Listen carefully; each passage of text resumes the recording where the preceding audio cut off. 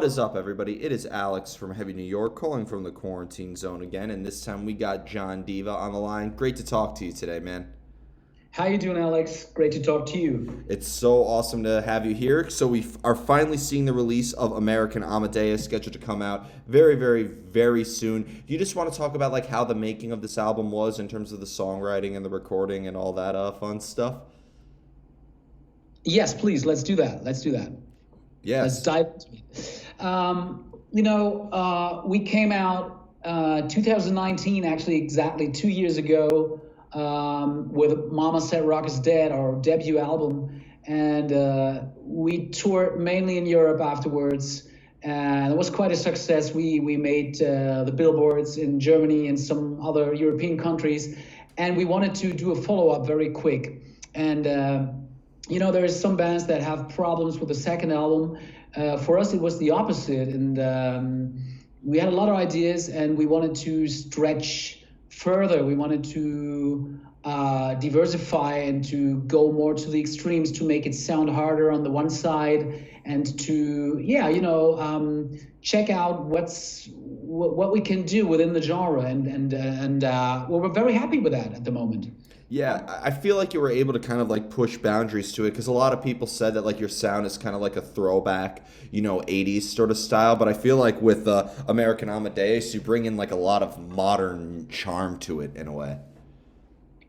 Well, it's always hard to talk about your own music after you recorded it. You're just not able to listen to it. You said, "Oh, damn!" You listen to all the mistakes of the things that you should have done or could have done. But now we get a lot of great reactions, and as I told you, we're like really looking forward to put that online. We're gonna do a little online release show upcoming Friday, 8 o'clock Berlin time, European Central Time. I'm gonna send you a link later on so you can maybe spread the word. And so there's a lot of positive emotions with the songs connected right now. And I agree, the title track obviously is a mix, for us at least, from obviously the core, which is always glammy when it comes to John Diva, but still it reaches out a little bit to what you would maybe consider 90s crossover. It's almost a hip hop beat in a way. And obviously, we do some samples of Rock Me Amadeus by Falco. So it is a mixture of European and American roots for us. And then there's the opener, Voodoo, Sex, and Vampire, which is an up-temp number, like an up-temp track, which is great to play live. And obviously, there's other songs like Carmageddon that like really put a different face of the band in the front, right? Mm-hmm.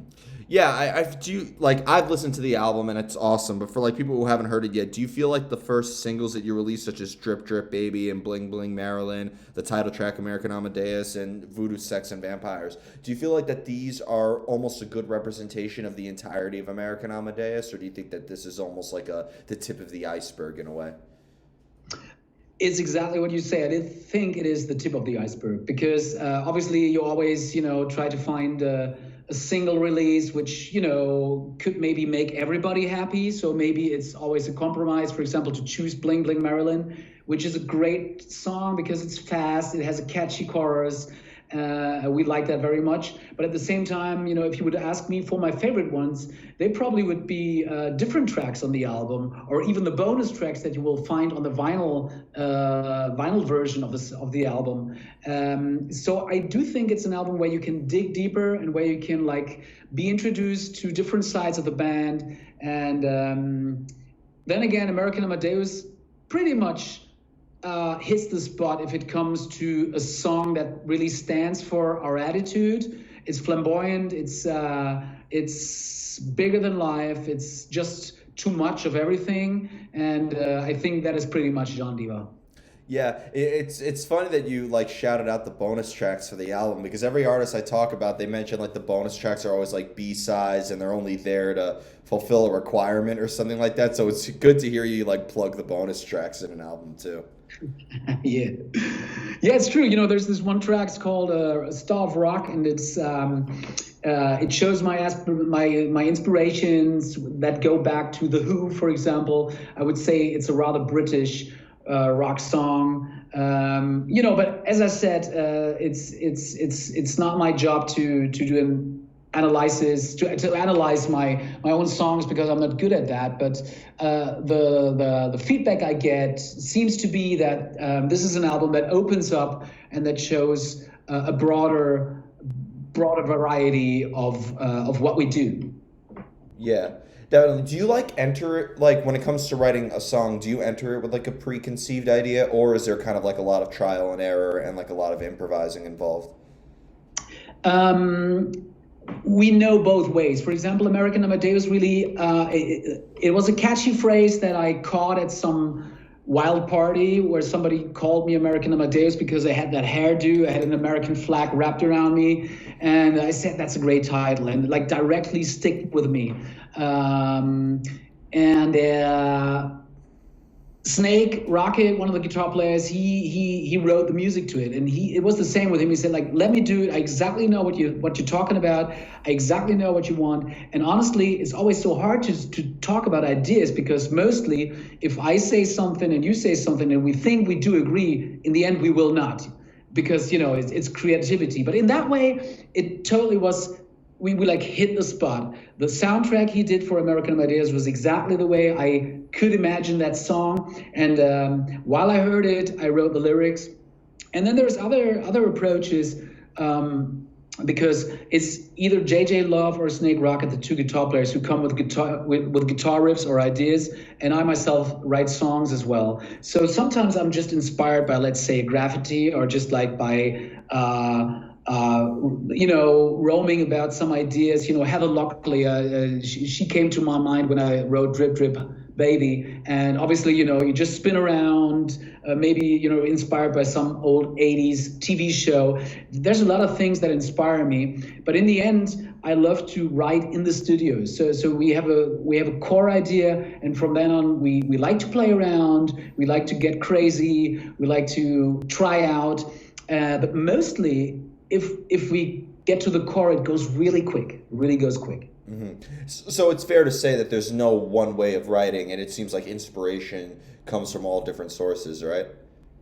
That is true. And, the good thing about, nobody would say that there is a chance to like reinvent rock and roll. I don't think that happens. But what happens right now is that we live obviously in a post rock and roll, post everything world. And the good thing is if you're somebody who really knows his rock and roll, his pop culture, you can quote and put things together in a way that haven't been put together that way exactly, or just like lyrical wise, put an extra in it or something, refer to something that everybody knows and the younger generation might not.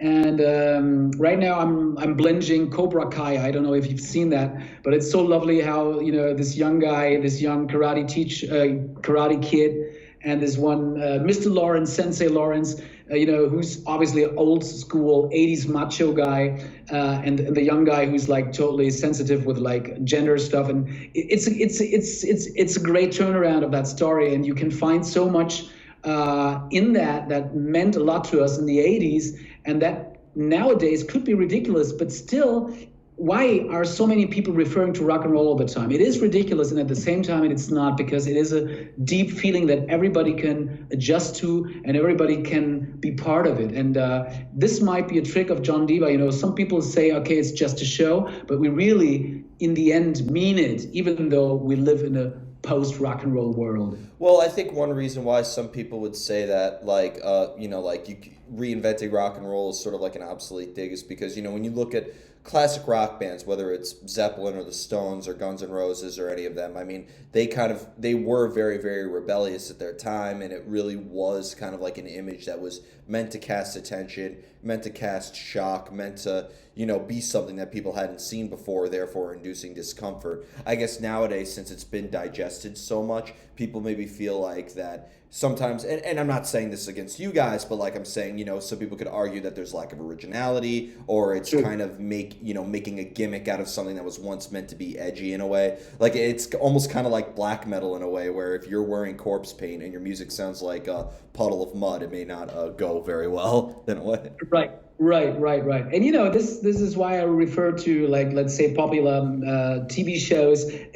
You have to find another way to get the message abroad. A year after Me Too or something, you can't do things in that or that way. In a way, you just have to be aware of the times we're living in, which doesn't mean you can rock and roll. You can just put another twist to it, and this is something that I'm very interested in. That's why I think people do resonate with Steel Panther so much, because sure, their music sounds like what you would hear from a Motley Crue or a Poison, but they bring such a modern flavor to it and sing such about modern issues that people are like, "Yep, we relate to that on a daily basis," and they sing about it and they bring a classic sound with it. So people resonate with it, and I think you have a similar sort of thing going for you. Right. I agree. Yep. Now, is there ever a time where maybe like lyrics could help influence the direction of the music in itself, or have you always needed the music before lyrics or a storyline is put in place? No, lyrics are very important for me because I consider myself, a storyteller in a way that I obviously am totally aware of the genre that I'm referring to, and at the same time I'm totally aware about the times that I'm living in, and that I'm a heterosexual playboy, and at the same time somebody who's totally sex positive in a way that I want to do this for everybody out there. And our shows are big parties, and everybody can be part of it. And lyrics,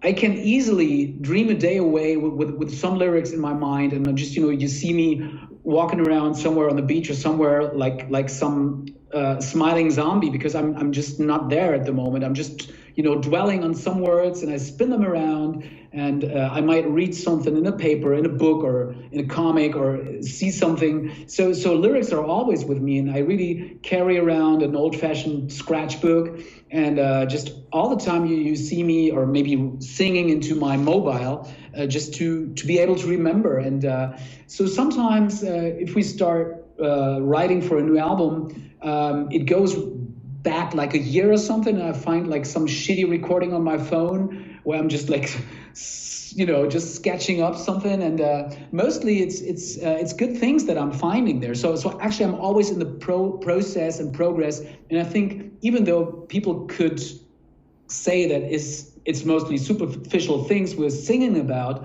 I would maybe not say it's poetry, but it's very intentional what I'm writing. And as I said, I'm very aware of the genre, and I try to give it respect, and at the same time enjoy the lyrics. And there's like hardly a word too much. All the words in there. I'm somebody who's in love with the lyrics. I really love writing lyrics. It gives me meditating moments. It gives me peace of mind. You're the first artist, especially in this genre, that I've heard that says that writing lyrics actually brings you peace of mind. Most of the time it's the opposite. Writing lyrics for some people drives them crazy.